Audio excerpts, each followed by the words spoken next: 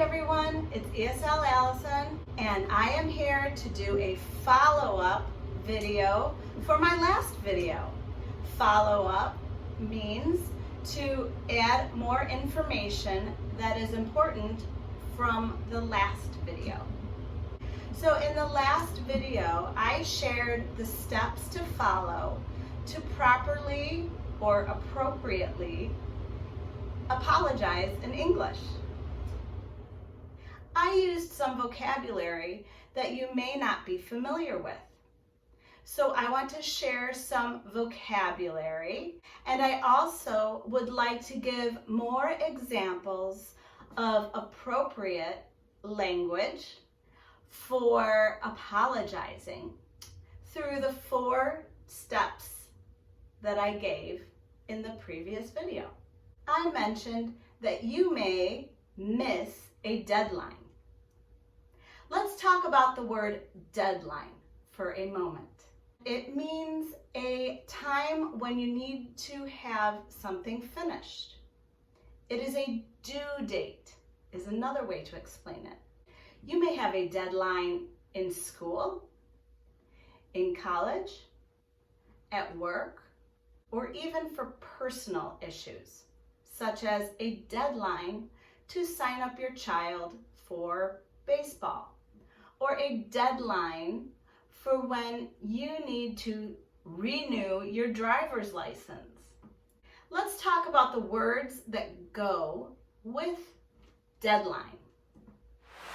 If you have a deadline, that means that you are expected to do something by a certain day, or even by a certain time on a certain day. If you hit a deadline, hit a deadline means that you completed it on time.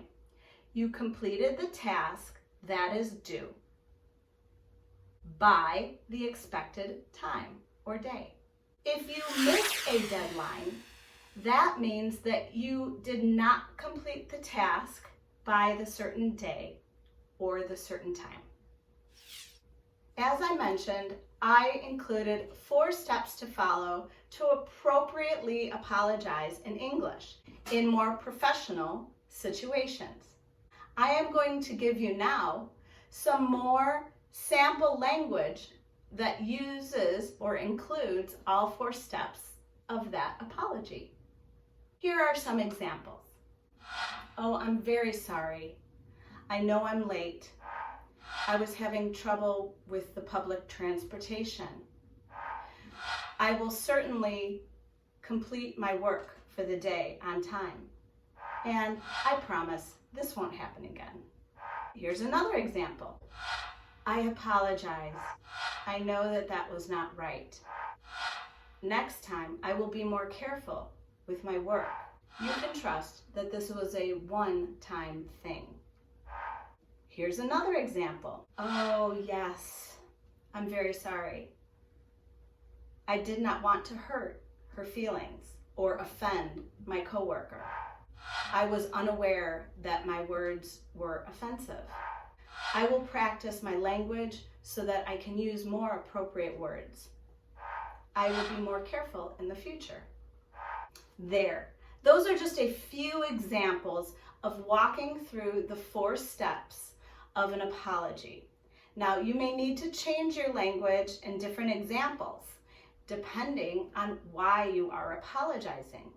If you ever need some help, please reach out to me at my Gmail account, or you can comment on this video, and I will respond to you and help you form an appropriate apology. Thanks again. Take care. Bye.